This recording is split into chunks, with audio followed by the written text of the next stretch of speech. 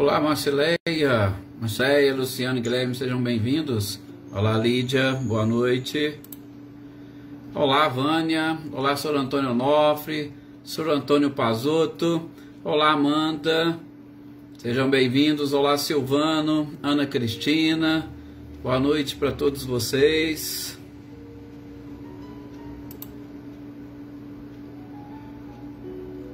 Joana Camargo, boa noite. Eliana Costa, boa noite. Aninha, Adriano Borges. Com certeza, Sr. Antônio Onofre, muito bom estarmos juntos. Michele, Gabriel, boa noite para vocês. Boa noite, Henrique. Boa noite também para Sinara.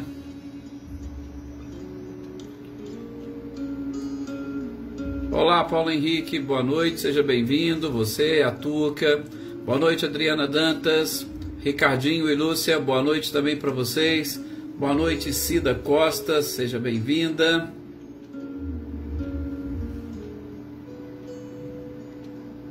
Olá, Valdete, boa noite.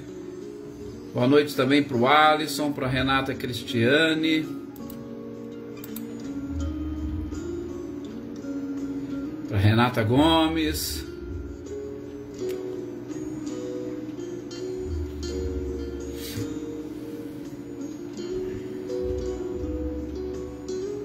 Olá, Célia, boa noite também para você.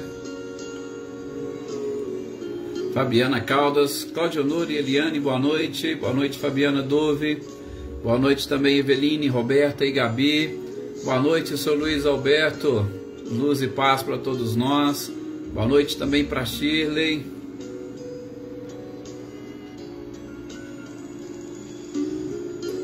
Emerson Martins, boa noite.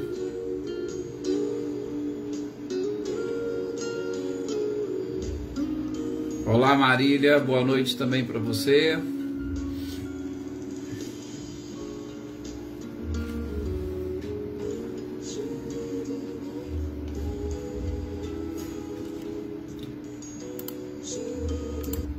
Boa noite também, Leda, seja bem-vinda. Boa noite, Jossanã.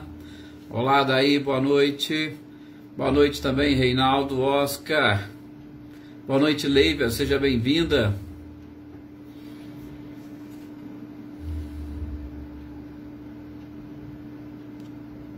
Nós também, Adaí, com certeza estamos felizes.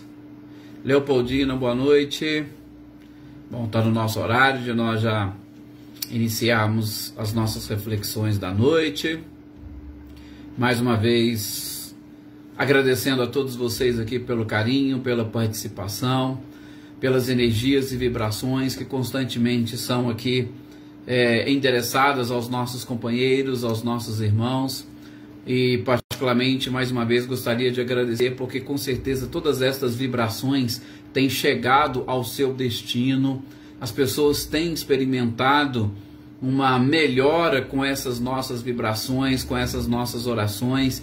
Então, assim, é sempre bom e importante e que nós continuemos aproveitando o máximo possível desses momentos para não somente recebermos todo este auxílio e toda essa proteção, mas também para que nós estejamos preparados para doar algo, ainda que seja para uma pessoa desconhecida.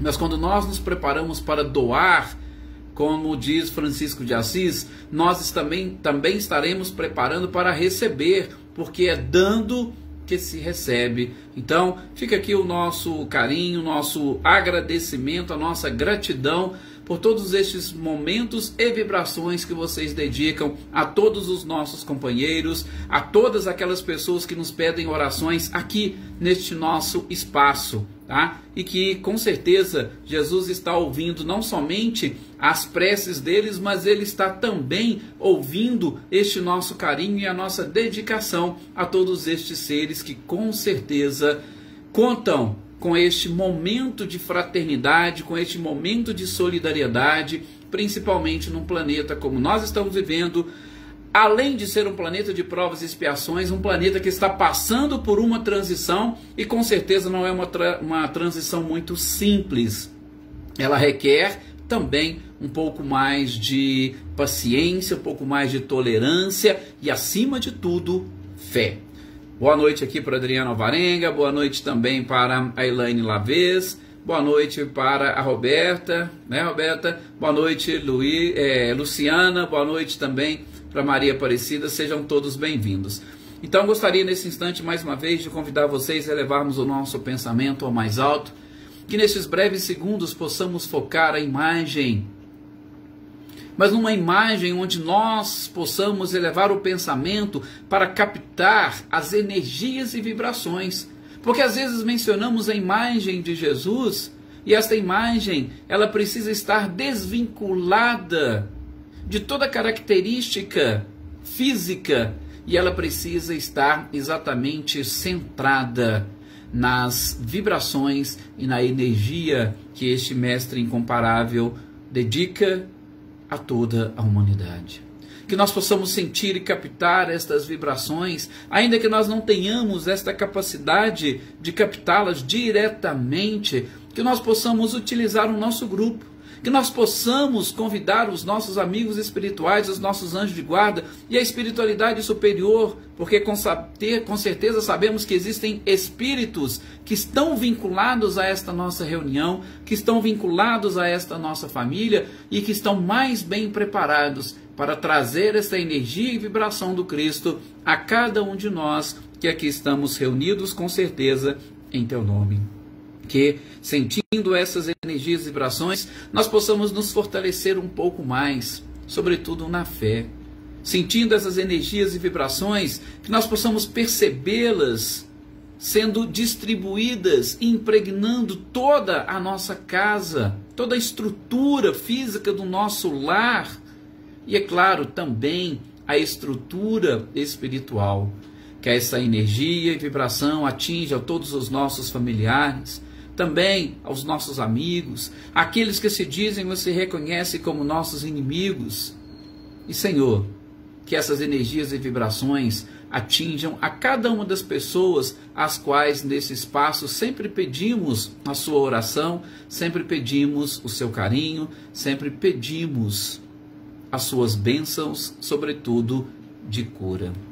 Que a paz esteja e atinja o coração de todos eles, encarnados e desencarnados. Que assim seja. É o que nós os pedimos, mestre amado e querido Jesus, e com certeza que nós desejamos. Olá, Adriano, seja muito bem-vindo. Seja muito bem-vindo também, Luísa Nalim, Eliana Melo, boa noite, Natália, boa noite também, Mariinha, Rita Caparelli e a sua netinha. Sejam todos muito bem-vindos a este nosso momento de leitura destas obras básicas. Um momento que nós dedicamos e escolhemos, né? Justamente à tarde, por volta das 6 horas, 6 e 1, nós sempre iniciamos. Isso mesmo, Marinha, gratidão para toda essa equipe que realmente dirige os nossos trabalhos. E nós escolhemos esse horário e temos levado e conduzido estas reuniões, essas reflexões, esta leitura.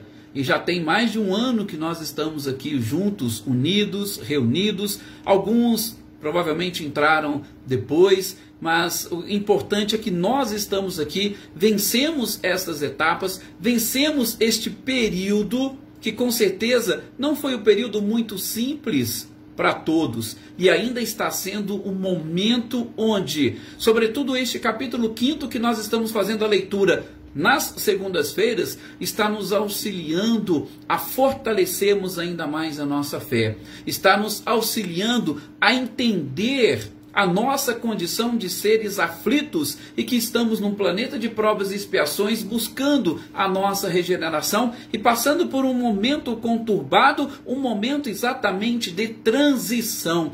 Toda transição, toda reforma, ela é complicada e delicada, sobretudo porque ela faz com que nós voltemos para dentro de nós mesmos para identificar aquilo que precisa ser modificado, para identificar aquilo que precisa ser alterado, para identificar determinadas sombras que estão no nosso inconsciente, como diz Jung, e que muitas das vezes nós tentamos esconder. Momentos de transição são momentos importantíssimos exatamente para nós estabelecermos nesta conexão com o Criador tudo aquilo que nós precisamos mudar para aí sim, de casa nova, de estrutura nova, acompanharmos esta evolução ou seguirmos adiante nesta estrada evolutiva, porque nós não podemos parar, nós não podemos nos estacionarmos, e nós aqui estamos exatamente buscando e procurando, sobretudo em conjunto, através destas análises, atingir este objetivo. Boa noite, Cecília Souza, boa noite, Joyce, sejam também todos bem-vindos. Então, na sequência desse nosso estudo, semana passada a gente viu um pouquinho sobre os tormentos voluntários. Boa noite, Celeida, seja bem-vinda. Hoje nós vamos ver um pouquinho não, a gente vai ver esse título, a desgraça real ou a infelicidade real, que é um texto, e dependendo da tradução, a gente vai ver desgraça ou nós vamos ver infelicidade. E, lógico, começando aí pelo próprio Espírito que nos traz estas informações, que nos traz este texto, nós estamos falando de um espírito chamado Delphine Girardin, que era uma pessoa muito focada e principalmente uma pessoa focada na vida espiritual. Talvez, como dizem alguns dos seus biógrafos, como ela já pressentia a sua própria morte, e ela desencarnou por volta de 1855, então naquele período já estava ali aqueles fenômenos das mesas girantes, e aquilo já chamava a atenção de determinadas pessoas, e dela também. Ela conseguiu perceber algo além da própria matéria. Para vocês terem uma ideia, e é um pouco da sua biografia, alguns dos biógrafos falam que exatamente tentando entender e descobrir pelo fim próximo que estava, ela procurava vivenciar um pouco mais desta própria vida espiritual. E é claro, todas as pessoas que estavam à sua volta, ela tentava de alguma forma influenciar no sentido de esclarecer. Só para vocês terem uma ideia, ela era casada com um jornalista e político. E casada com um jornalista, logo, e ela casou mais ou menos por volta de 1831, ela também se tornou jornalista. E o jornalista tem como principal característica essa investigação, ou um tino investigatório, que é exatamente para ir atrás da notícia, descobrir se aquilo é realmente verdadeiro, e a partir daí publicar. Ela, inclusive, assinava alguns periódicos em jornais franceses, até utilizando-se de um pseudônimo. Ela escreveu alguns romances, algumas tragédias, algumas comédias, mas isso aí é só para nós demonstrarmos um pouquinho do conhecimento ou da cultura que ela possuía. Mas o principal ponto da sua biografia, e que nós aqui queremos nos atentar, é que, se eu posso assim me expressar, posso dizer que ela foi uma das principais colaboradoras para a conversão de Victor Hugo. Gente, Victor Hugo é um escritor famosíssimo francês, com obras memoráveis, e, do ponto de vista da doutrina espírita, aqueles que tiveram condições de ter ou de ler algumas das suas obras, principalmente psicografadas pelo próprio Divaldo, vê como que ele tem uma capacidade, uma perspicácia de trazer informações, e trazer informações de uma forma assim muito leve, muito gostosa, sem deixar de ser também profunda sobre determinados conhecimentos. Então, Victor Hugo, com certeza, ele é muito conhecido na nossa própria doutrina. Mas esta Delphine foi um dos espíritos responsáveis exatamente por essa conversão. E o interessante é que no início de todo este processo e projeto, boa noite, Cecília, seja bem-vinda, nossa Cecília lá de Pirassununga.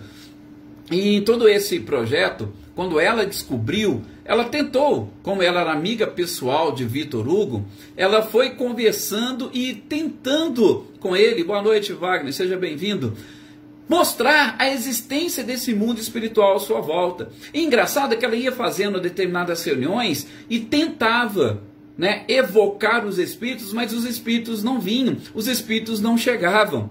E aí ela começava a colocar a culpa na mesa. Ah, não, o problema é essa mesa. E aí ela comprava uma outra mesa diferente para poder... Ah, e essa mesa, a mesa também não dava certo. Só que assim, Vitor Hugo acompanhava exatamente por ela ser amiga e para não constrangê-la, ele não falava nada, mas ele estava totalmente descrente. Até que, numa oportunidade, ela conseguiu obter uma comunicação. E essa comunicação foi justamente da filha de Vitor Hugo, que havia desencarnado num acidente na noite da sua lua de mel. Olha para vocês verem que interessante. E nessa psicografia, mensagem, ela retrata detalhes deste acidente que aconteceu. Então, aquilo ali, lógico, já mexeu com toda a família, já convenceu o próprio Vitor Hugo e os demais familiares, e aquilo ali aproximou-os da doutrina. E o interessante é que ela também teve a oportunidade, porque Vitor Hugo foi exilado, e ela teve a oportunidade de fazer visitas a ele, levar todas essas informações, levar a ele estas consolações. Ponto. Nós chegamos exatamente no detalhe principal. Ela conseguiu levar estas consolações da existência de um mundo espiritual que ela estava realmente convicta de que existia. Daí, essa própria mensagem que ela trouxe: desgraça real ou infelicidade real. Vejamos o que esta mensagem nos apresenta. Gente, ela vai exatamente começar, não se esqueça, ela está inserida no capítulo 5º do Evangelho segundo o Espiritismo, cujo título é Bem-aventurados os aflitos. E nós estamos vendo todos esses textos, um por um, vendo inclusive algumas características dos espíritos que a transmitiram, para que a gente possa e consiga entender e, por que não, assimilar a sua própria vida, a sua existência ou alguns aspectos da sua vida com aquilo que nós estamos realmente buscando entender. O título, dentro ou inserido no capítulo, com algumas características, sobretudo da vida física nossa e desses espíritos, para esse entendimento completo. Então, como nós dissemos, ela conseguiu mostrar e, por que não, convencê-los daquilo que realmente representava felicidade. A filha de Vitor Hugo tinha desencarnado na noite de lua de mel. Imagina como estava, né, o coração dos seus familiares. Depois foi também exilado. Imagina como está o pensamento e o coração de pessoas que foram exiladas, que foram expulsas da sua própria terra. E ela vai inicialmente dizer que quando nós falamos em infelicidade, quando nós falamos em desgraça, qual é a primeira coisa que nos vem à mente? Ela já pega e fala: precisamos descobrir o verdadeiro sentido, ou o sentido real. Infelicidade ou desgraça real. O sentido real de infelicidade e, por que não, de desgraça.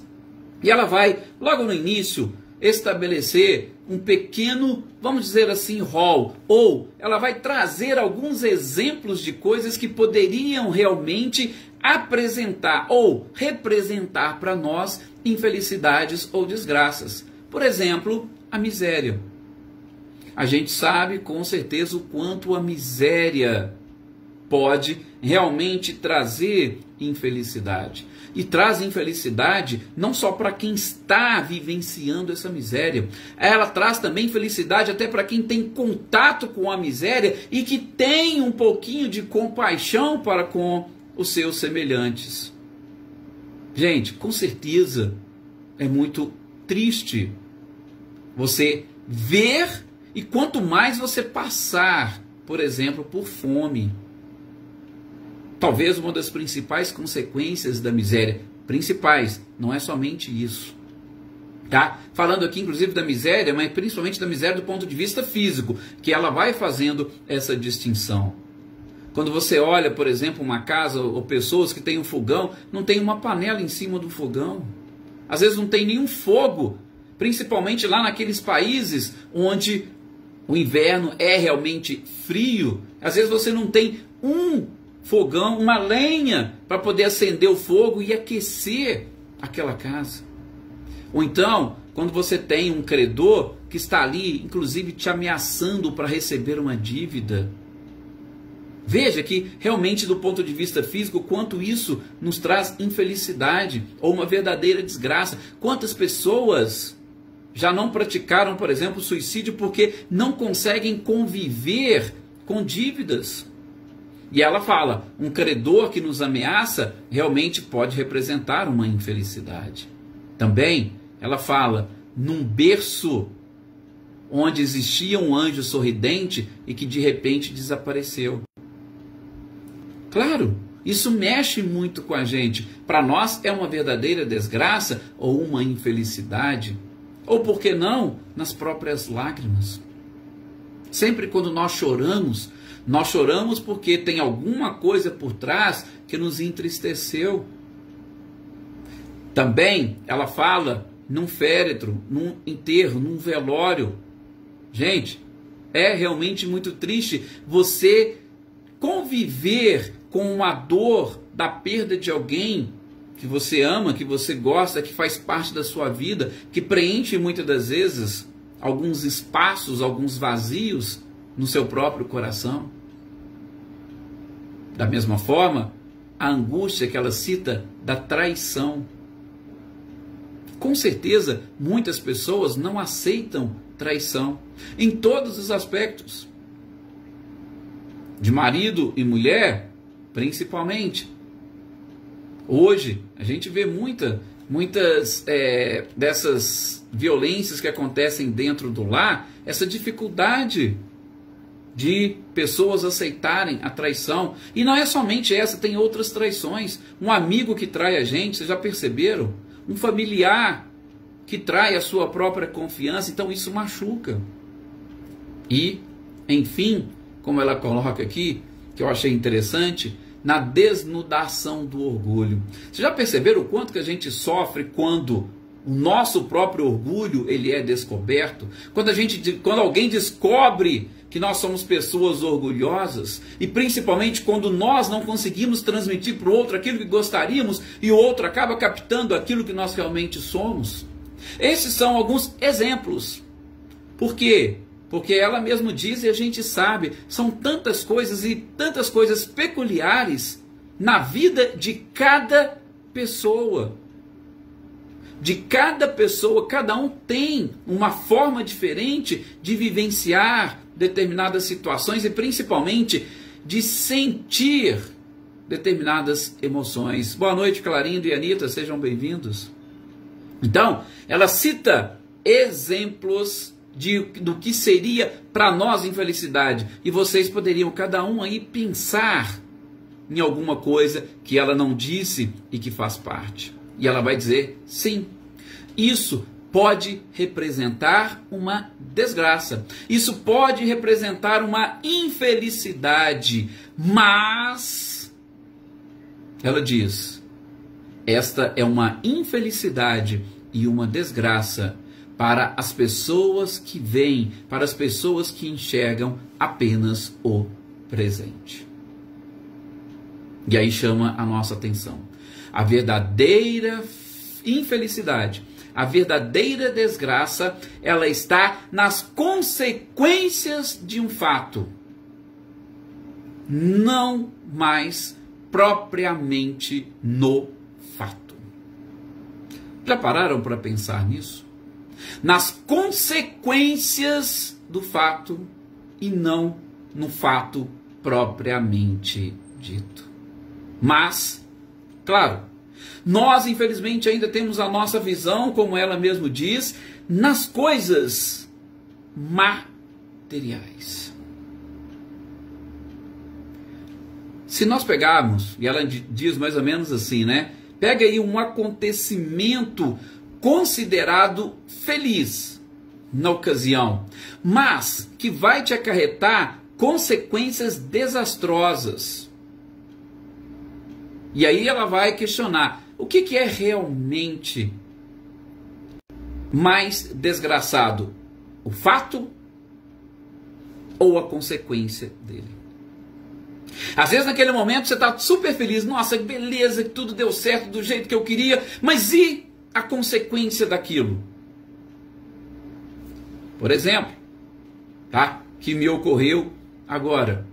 Quando você pega e consegue enganar alguém. Você fala uma mentira e engana alguém. Naquele momento que você fica o quê? Você fica extasiado, você fica feliz. Opa, beleza, consegui enganar. Agora, e depois? E as consequências deste fato de você ter enganado alguém? Você já parou para pensar nelas? Sim, porque nós temos algumas consequências. Se você está enganando, é porque você está mentindo. Se você está mentindo, primeira consequência que vem, como é que você analisa aquilo do ponto de vista da sua consciência? Dependendo do tipo de mentira, eu tenho certeza que a sua consciência vai te acusar e o negócio não vai ser muito delicado. Por quê? Porque todas as vezes, por exemplo, que você olhar para aquela pessoa, você vai lembrar daquele episódio, você vai lembrar daquela mentira. Naquele momento você ficou satisfeito e feliz, mas e depois? E mais, como se não bastasse nós, depois, a própria consciência nos acusar, dependendo da mentira que você contar, você vai ter que alimentar aquela mentira. E aí, é interessante o que uma companheira nos disse certa feita, eu achei bem, realmente profundo. E aí, nós seremos obrigados a viver uma vida dupla para sustentar uma mentira que a gente contou e que às vezes era tão pequenininha. Então, também é uma consequência, tá? Que vem, sim, Valdete, concordo contigo, dessa consequência principalmente de quem tem consciência. Mas mesmo quem não tem consciência, analise só, ele vai ter que viver uma vida dupla para sustentar aquela mentira e ele sabe que, e ele provavelmente vai sofrer, quando alguém vier a descobrir aquilo, aí realmente vai cair por terra aquela mentira e, consequentemente, aí é o que vem falando o Espírito Delfine. As consequências podem ser desastrosas. Boa noite, Alzinha, seja bem-vinda. Então, esse exemplo que ela cita, porque às vezes a gente fica feliz e extasiado com alguma coisa que aconteceu ali, naquele momento. Opa, beleza, mas espera aí. E lá na frente? Vai ter algum tipo de consequência? Eu vou sofrer alguma consequência deste fato? E aí ela lembra também a própria questão da tempestade. Uma chuva forte que chega inclusive a derrubar árvores. Isso eu estou fazendo aqui com vocês a leitura do texto. A chuva que vem derruba inclusive árvores. Todo mundo fica ali com aquele medo, com aquele receio. Depois que passa aquela tempestade, você respira o ar. A tempestade não deu uma verdadeira lavagem naqueles miasmas que estavam exatamente na nossa atmosfera. Você não respira um ar muito mais puro depois de uma tempestade? Ah, mas ela causou os seus estragos. Alguém vai dizer, repito, estamos fazendo essa leitura com ela, mas a gente já pensou nos benefícios que ela vai trazer? Então, sempre analisar, como diz ela, as consequências. Paulo Henrique. Paulo Henrique está lembrando, sim, toda mentira, ela vai ter suas consequências, gente. Toda. Esse veio um exemplo assim, que me veio à mente agora, para a gente entender o que esse Espírito está falando aqui para nós, sobre esse tópico da infelicidade ou da desgraça real. Então, peraí, eu estou reclamando da tempestade. A tempestade vem, ela vai causar os seus prejuízos? Vai. Mas e as consequências de tudo isso? Como que elas serão avaliadas? E aí, mais uma vez, ela segue. Por quê? Porque a gente já estudou nesse próprio capítulo. O que eu entendo por felicidade? Ou o que eu entendo por graça? Porque se eu falar em felicidade ou se eu falar em desgraça, o oposto é exatamente o que? A felicidade ou a graça. O que eu entendo por graça hoje? O Espírito vai dizer que, infelizmente, para nós, graça ou felicidade é tudo aquilo que, hoje, para o nosso corpo físico, pode trazer algum tipo de benefício que nós estamos buscando. Sim. Fisicamente, o que você está buscando? Se aquele ali atingiu o objetivo, você vai falar, poxa, eu estou feliz. Eu atingi fisicamente. Essa é a atenção que ela chama. Mas se você buscou uma felicidade, essa felicidade física chegou até você, ou você buscou uma graça e a graça te atendeu fisicamente, e quando o corpo deixar de existir?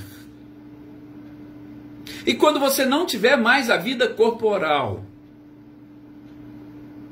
Esta felicidade que te atingiu, ou pelo menos que atinge a maioria das pessoas, você vai conseguir carregá-la? Você vai conseguir levá-la? É esta a questão que ela coloca. Repito, ela estava avaliando, inclusive auxiliando ali o próprio Vitor Hugo, né? Olha, tem uma mensagem aqui. Vocês estão tristes por conta da filha de vocês e tal. Peraí, o marido foi na lua de mel, deve estar realmente arrasado. Não, peraí.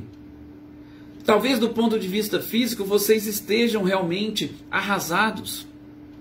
A separação é dolorosa.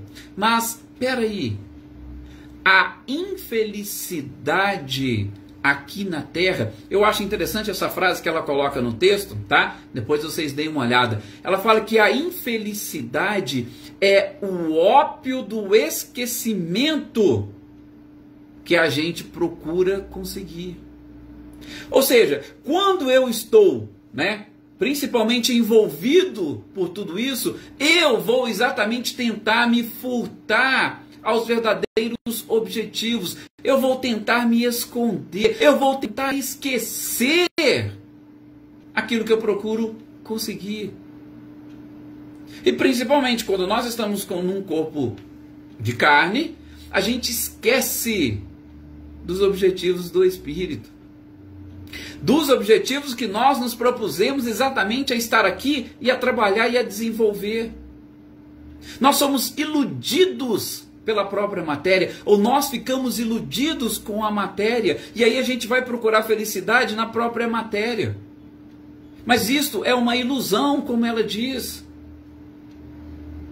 E o principal é exatamente a gente começar a voltar para o futuro. E ela traz umas frases assim bem fortes, de impacto. Ela diz, esperai vós que chorais. Por quê? Quando Jesus diz bem-aventurados os aflitos, o que será que ele estava querendo dizer? Nós estamos vendo aqui em todo este capítulo, são diversos textos, diversos espíritos que nos trazem. Quando ele quer dizer bem-aventurados os aflitos porque serão consolados, é porque serão consolados aqui na terra e principalmente com as felicidades que o corpo físico nos proporciona? Ou ele estava exatamente nos mostrando ou querendo nos apresentar uma consolação do ponto de vista espiritual, já que nós somos espíritos imortais? O corpo é passageiro, o corpo é perecível, mas a alma, ela continua. Será que Jesus queria nos mostrar uma consolação do ponto de vista material? Não, eu vou te consolar aqui agora, enquanto você está na matéria, tá bem?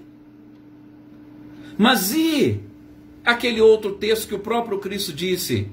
Já recebeis a sua recompensa. O que você está esperando lá no céu? O que você está esperando na vida espiritual? Se você já recebeu a sua recompensa aqui. Então, ela pede para nós começarmos a olhar para frente, olhar além desta existência e nos mostra e nos apresenta o que é realmente verdadeiro, o que é um erro, o que é um equívoco. E aí ela chama a responsabilidade para a própria doutrina espírita, tá? Chama a responsabilidade para a doutrina espírita, por quê? Porque a doutrina espírita tem esta função de mostrar a todas as pessoas o que é esses princípios, quais são esses princípios, o que esses espíritos estão nos mostrando. A doutrina espírita tem essa responsabilidade. Não significa que as outras não possuem, que as outras religiões também não têm a sua parcela de consolação. Claro que tem. Mas ela chama atenção para o Espiritismo, por quê? Porque todas essas mensagens e comunicações de seres que já estão no plano espiritual retornam para nos mostrar, nos relatar toda essa experiência e toda esta vivência. Ela estava mostrando para aquela família, olha, fique tranquilo, a vida continua. Esse espírito que desencarnou, sua filha, Vitor Hugo, ela está te aguardando. Tinha alguma coisa que ela precisava, mas ela está muito mais feliz agora que ela conseguiu atingir o seu objetivo. E que vocês também fiquem felizes. Essa consolação, esta é a verdade, ou isso representa a verdade. O planeta que nós estamos, ou o corpo físico que nos foi emprestado, ele tem os seus limites. E o principal objetivo dele é proporcionar esse crescimento e evolução para o espírito. Espiritismo, presta atenção na sua função, presta atenção na sua tarefa.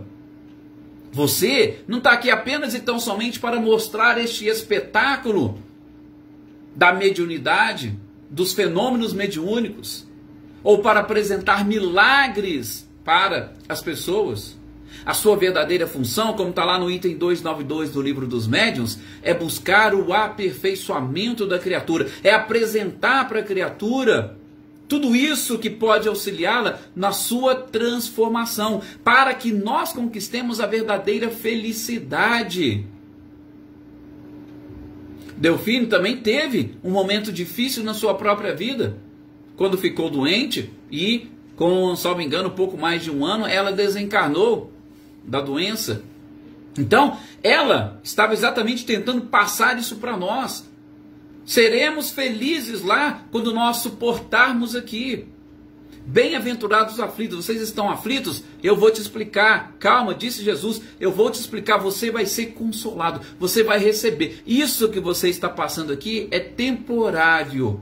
É uma consequência de tudo aquilo que, infelizmente, você não conseguiu aprender no momento correto, no momento oportuno. E os seus próprios erros e equívocos, ou as consequências dos seus equívocos, estão hoje tentando te reaproximar da própria lei, do cumprimento da lei e automaticamente do fim da sua própria vida. Qual é o fim ou a finalidade da nossa vida?